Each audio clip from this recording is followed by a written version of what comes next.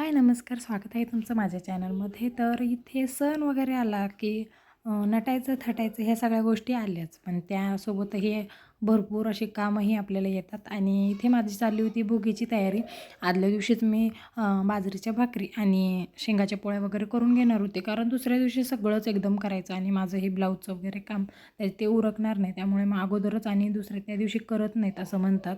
त्यामुळे इथे बाजरीचं पीठ दळून आणून ठेवलेलं होतं. देवपूजा वगैरे उरकली आणि मग मी आले इकडे शेंगा वगैरे भाजून ठेवायला. शेंगा वगैरे भाजत होते आणि गूळ पण चिरून ठेवला, कारण पटकन जेवढं लवकर आपल्याला तयारी करता येईल तेवढं बरं.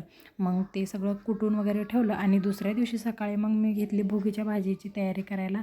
वाटाणा, घेवडा म्हणजे सगळ्याच भाज्या घरात अवेलेबल होत्या. त्याच्यामुळे मला तर खूप आनंद झाला. बरं झालं म्हटलं सगळं आहेच इथे. सगळं कट करून घेतलं आणि नंतरून ह्याला धुवून वगैरे पटकन असं म्हणलं आता आवरावं पटापटा, नंतरून काय आपलं कामं तर दिवसभर सरणार नाहीत.